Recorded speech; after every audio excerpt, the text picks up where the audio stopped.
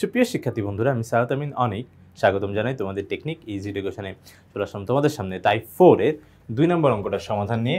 দেখো এখানে বলেছে যে 1 + 5x + 1 হোল টু দি পাওয়ার -1, ঠিক একই রকম 5x + 1 হোল টু দি পাওয়ার -2 দেওয়া আছে, এরপরে দেওয়া আছে হোল পাওয়ার -3। ওকে, ডট ডটে দেখাচ্ছে যে এটা একটা অনন্ত ধারা। অনন্ত ধারা বলতে এখানে বোঝাচ্ছে এটা একটা অসীম ধারা, ঠিক আছে? অসীম ধারা, যে ধারাটার কোনো শেষ নাই, এটা একদম তোমার হচ্ছে অসীম পর্যন্ত বিস্তৃত এমন একটা ধারা। এই ধারাটার যদি x এর মান 1 হয় তাহলে সেই ধারাটির অসীমতক সমষ্টি যদি থাকে তবে তা নির্ণয় করো। মানে ধারাটির যদি যে x এর মান যদি 1 বসানোর পরে অসীমতক সমষ্টি পাওয়া যায় তাহলে সেই অসীমতক সমষ্টিটা নির্ণয় করতে বলছে। একটা ধারার অসীমতক সমষ্টি তখনই বের করা যাবে যখন একটা তোমার হচ্ছে গুণোত্তর ধারা হবে, প্লাস এই গুণোত্তর ধারার মানটা যখন আস্তে আস্তে কমবে। যখন আমি দেখবো যে মানটা আসলে তোমার হচ্ছে যত বাড়তেছে, তোমার এই ব্যাপারটা যত আগাচ্ছে তত দেখবো যে তোমার হচ্ছে মানটা কমে যাচ্ছে, ঠিক আছে? এরকম যদি কোনো ঘটনা ঘটে তাহলে সেই ক্ষেত্রে একটা অসীম ধারা, যেই ধারার আসলে কোনো শেষই নাই, এরকম ধারারও কিন্তু সমষ্টি বের করা সম্ভব। তো সেক্ষেত্রে আমরা একটু দেখি যে যদি আমরা এখানে x এর ভ্যালু 1 বসাই তাহলে সেই ক্ষেত্রে আমার ধারাটা দেখতে কেমন হয় আমরা একটু দেখে ফেলবো। যে 1, আচ্ছা এখানে হলো 1 প্লাস, তারপর হচ্ছে 5 এর ভ্যালু যখন 5 এর জায়গায় যে x, এই যে দেখো x, 5 এর সাথে যে x টা আছে, এই x এর ভ্যালু যখন আমি 1 দিব তখন এটা হয়ে যাবে 5 আর হচ্ছে +1, তার মানে 6 হয়ে যাবে, তাই তো? আমরা হচ্ছে এখান থেকে দেখতে পাবো আসলে বিষয়টা। এই যে দেখো যেখানে যেখানে তোমার x ছিল সেখানে এখন কি জাস্ট 1 হবে, 1 তাহলে 5 অক্ষে 5 আর হচ্ছে 1 যোগ হচ্ছে, ঠিক আছে? তাহলে প্রত্যেকটা জায়গায় কিন্তু একই ব্যাপার হচ্ছে, জাস্ট 6 হচ্ছে, সব জায়গায় হচ্ছে 6 হবে, 6। ওকে, 6, তাহলে 1 + 6 টু দি পাওয়ার -1, তারপরে 6 টু দি পাওয়ার -2, আর এখানে হচ্ছে 6 to the power -3। Okay, dot dot দিয়ে বসাচ্ছি, মানে x এর ভ্যালু যদি আমি 1 বসাই তাহলে হচ্ছে আমার ব্যাপারটা কিন্তু এমন হয়ে যাচ্ছে, ঠিক আছে? এখন আমাদের যে কাজটা করতে হবে সেটা হচ্ছে যে পাওয়ার যদি কখনো কোনো ঋণাত্মক সংখ্যা হয়, তাহলে আমরা জানি সেটাকে আমরা চাইলে যে উল্টায় লিখতে পারি, ঠিক আছে? উল্টা বলতে হচ্ছে কি ব্যস্তকরণ করে।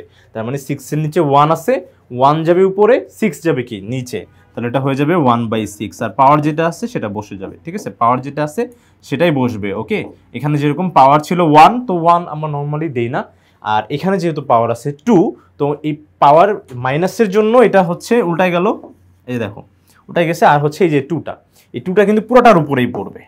এখন এই পুরোটার উপরে ব্যাপারটা একটু বুঝে নাও যে তোমার এখানে যখন, তো বন্ধুরা, হোল পাওয়ার যখন তোমার হলো 2, ঠিক আছে? হোল পাওয়ার যখন হচ্ছে 2, তো তখন সেই ক্ষেত্রে এই 2টা যখন 1 এর উপর পড়বে, চিন্তা করো এই 2টা যখন তোমার হচ্ছে 1 এর উপর পড়বে, তো 1 এর পাওয়ার যদি 1 কোটিও হয় না কেন, 1 কিন্তু 1ই থাকবে।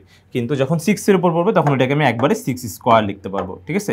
বুঝো কিন্তু, হ্যাঁ, যে এখানে আমরা একবারে 6 স্কয়ার লিখে দিব, ঠিক আছে? ঠিক একই রকম কাজ হচ্ছে এখানেও হবে, 1/6 কিউব দিয়ে দিতে পারবো, ঠিক আছে? এটা কিন্তু তোমার হচ্ছে চলতে থাকবে।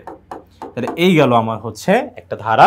তো যখনই আমরা দেখবো যে এই ধারাটা, আমরা জানি ধারা 2 ধরনের হয়, একটা হচ্ছে তোমার সমান্তর ধারা, একটা হচ্ছে গুণোত্তর ধারা। তো সমান্তর ধারা নর্মালি কোনো ভগ্নাংশ আসলে সমান্তর ধারা হওয়ার সম্ভাবনা খুব কম থাকে, তো সেই ক্ষেত্রে এটা আসলে আমরা এটা গুণোত্তর ধারাই নর্মালি বিবেচনা করে নিব। আর যদি গুণোত্তর ধারা হয় তাহলে সেই ক্ষেত্রে গুণোত্তর ধারার যে আমাদের অনুপাতটা, সাধারণ যে অনুপাতটা, সেই অনুপাতটা কিন্তু আমরা বের করতে পারি, ঠিক আছে? তাহলে সাধারণ গুণোত্তর ধারার সাধারণ অনুপাত আমরা কিভাবে বের করি বলতো? এই যে তোমার r = সাধারণ অনুপাতকে আমরা r দ্বারা প্রকাশ করি। এই r = দ্বিতীয় পদ ভাগ হচ্ছে প্রথম পদ, দ্বিতীয় পদ ভাগ হচ্ছে প্রথম পদ। দেখো এখানে আমার এই ধারার দ্বিতীয় পদ হচ্ছে 1/6, আর প্রথম পদটা হচ্ছে 1, প্রথম পদ হচ্ছে 1।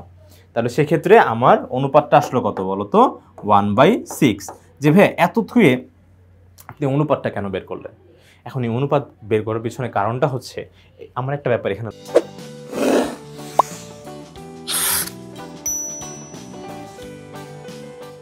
লক্ষ্য করে দেখো। ভাই প্রথমেই বলছিলাম যে গুণোত্তর ধারার মানটা আস্তে আস্তে কমে, যত আগাবে মানটা তত কমবে।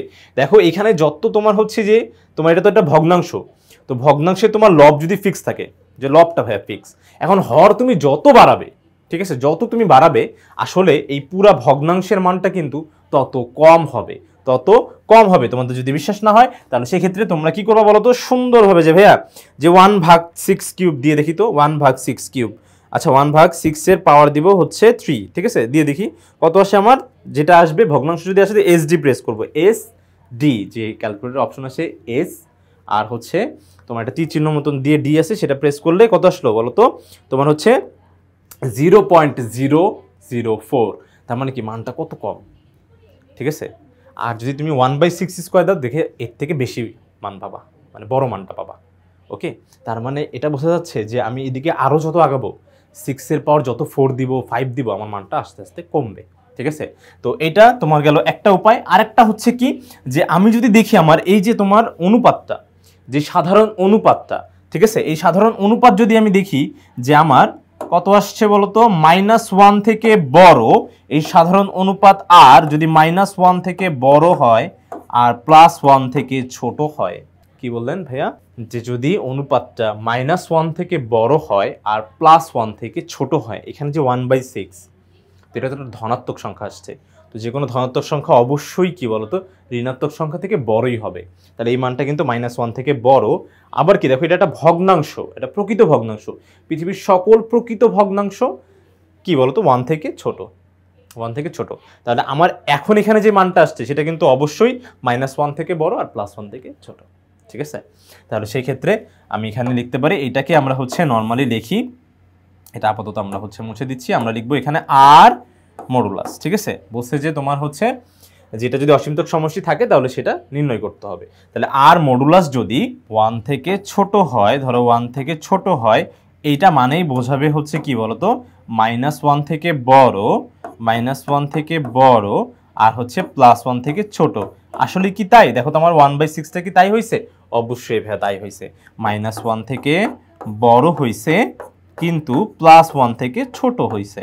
তাহলে সেক্ষেত্রে এই ধারাটার একটা অসীমতক সমষ্টি বের করা সম্ভব, কারণ এটা যত তোমার হচ্ছে বাড়বে তত মান কমবে, তাহলে কমতে কমতে একসময় ধরে নিব যে এটা 0 পয়েন্ট তোমার 100টা 0 তারপর 1 বা 1 কোটিটা 0 তারপর 1, তাহলে ওটা তো আমি 0ই ধরে নিতে পারি। তাহলে সেক্ষেত্রে তোমার এই ধারাটার অসীমতক সমষ্টি আসলে বের করা সম্ভব। তাহলে অসীমতক সমষ্টিটা কত বের হয় বলো তো? অসীমতক সমষ্টি বের করার সূত্র হচ্ছে s ইনফিনাইট a 1 - r, ঠিক আছে, ডিভাইড বাই 1 - r। এ হচ্ছে কি আমাদের প্রথম পদ, প্রথম পদ কত বলো তো? এই যে ধারার প্রথম পদ হচ্ছে 1 আর হচ্ছে 1 - r, আর কত 1/6, ঠিক আছে 1/6। তাহলে অসীমতক সমষ্টি কিন্তু চলে আসবে। আমরা নিচে হচ্ছে ভগ্নাংশের যোগ বিয়োগ, ভগ্নাংশের বিয়োগটা কিভাবে করব? নিচে হচ্ছে তোমার লসগু হবে হচ্ছে 6, হর দিয়ে ভাগ, লব দিয়ে গুণ করলে হর দিয়ে ভাগ, তো 1 এর নিচে 1 আছে, সেই 1 দিয়ে 6কে ভাগ করলে হবে 6, সেই 6 উপরের লবের সাথে গুণ হলে 6 × 6, -6 দিয়ে 6কে ভাগ করলে হবে 1, সেই 1 উপরের 1 এর সাথে গুণ হলে এককে 1, ঠিক আছে। তারপরে 6 - 1 করলে কত হচ্ছে এখানে 5/6, ঠিক আছে 5/6। আচ্ছা, এটা এখান থেকে আমরা হচ্ছে একটু 5/6 লিখে দিলাম একবারে 5/6। এরপর দেখো আবার কিন্তু ভগ্নাংশের ভাগ, উপরে কোনো ভগ্নাংশ নাই কিন্তু নিচে কিন্তু এটা ভগ্নাংশ আছে, ঠিক আছে। তাহলে ভগ্নাংশের, এটা কিন্তু ভগ্নাংশের ভাগই, ওকে। নিচে এই যে 1 এর নিচে কিছু নাই মানে কি আরেকটা 1 ধরে নেওয়া যায়, ওকে। তাহলে সেক্ষেত্রে ভগ্নাংশের ভাগ আমরা কিভাবে করি ভাইয়া? গুণ দিয়ে উল্টায় দিতে হয়, ঠিক আছে, গুণ দিয়ে উল্টায় দিতে হয়, এটা আমরা বাদ দিতে পারি। আর হচ্ছে গুণ দিয়ে উল্টানো মানে কি উপরের লবটা ঠিক থাকবে, লবের মানে লব আকারে বা উপরে যেই তোমার হচ্ছে ভগ্নাংশটা আছে সেটা ঠিক থাকবে, নিচেরটা কি হয়ে যাবে বলো তো? চেঞ্জ হয়ে যাবে। নিচেরটা কি হয়ে চেঞ্জ হবে? লব হর হয়ে যাবে, হর লব হয়ে যাবে। 6 যাবে উপরে, 5 যাবে নিচে, 6 যাবে উপরে, 5 যাবে নিচে। দেখো 6 যাবে উপরে, 5 যাবে নিচে, তাহলে অ্যান্সার হবে 6/5। এটাই হচ্ছে তোমার এই ধারাটার অসীমতক সমষ্টি। আশা করি বন্ধুরা তোমরা সম্পূর্ণ বিষয়টা সুন্দরভাবে ভালো স্পষ্টভাবে বুঝতে পেরেছো। পরবর্তী ভিডিও দেখার জন্য আমন্ত্রণ জানিয়ে আজকে এখানে শেষ করছি। ধন্যবাদ সবাইকে, আসসালামু আলাইকুম।